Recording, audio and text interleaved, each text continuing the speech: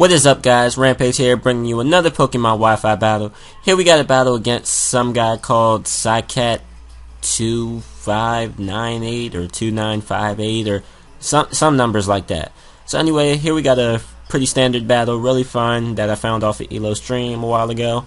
So yeah, I'm going to lead off with that good old Choice Bandit Ape, and he's going to lead off with a Jellicent. I'm just going to U-turn out into my Jirachi because I know Jirachi could take hits from this thing all day, being special defensive and all. He has the Shadow Ball. No, well, yeah, he has the Shadow Ball, but he shows me that he has the Life Orb as well, which is okay to me.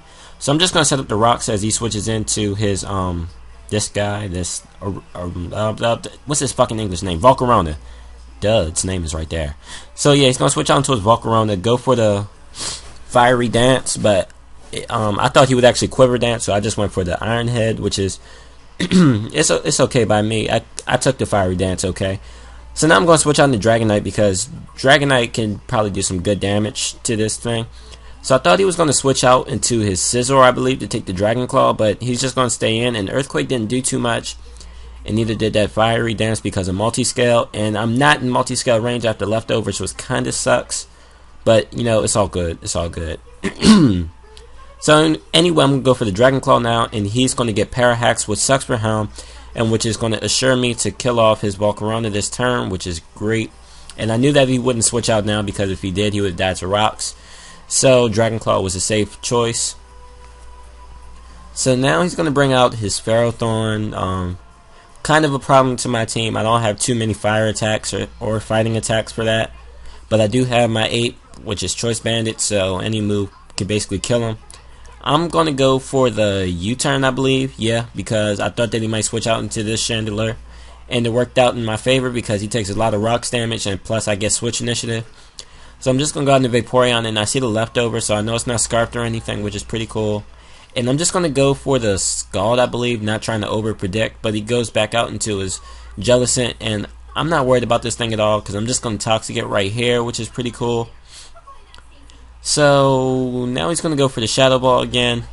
It actually does quite a bit to my Vaporeon, but I know Vaporeon could take a few more, and I could stall it out with that good old Wish Protect because Vaporeon is just such a blue beast right there.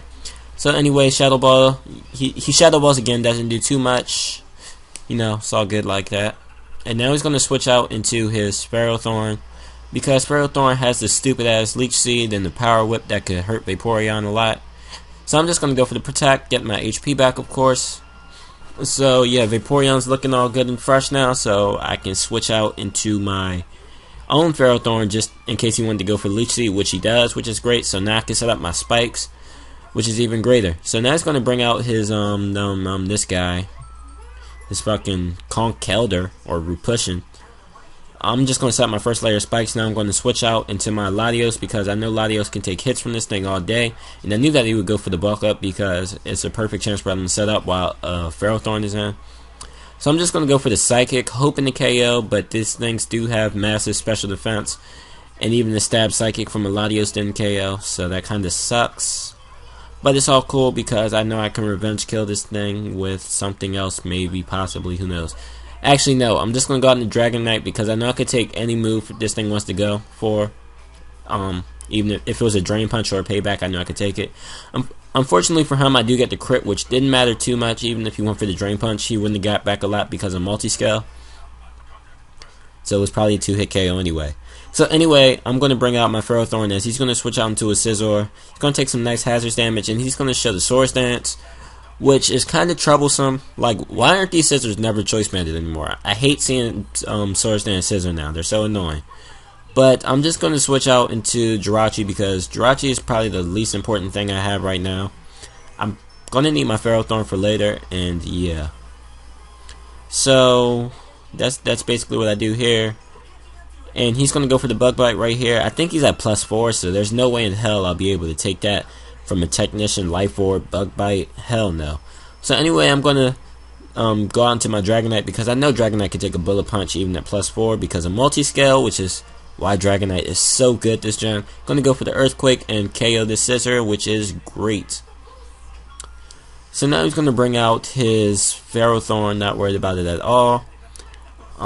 I'm just gonna go for the Roost because I'm thinking that he might just want to go for the Power Whip or something. Not Power Whip, Gyro Ball, but he's actually gonna go for the Leech Seed, which is doesn't bother me too much. I can always switch out whenever I want.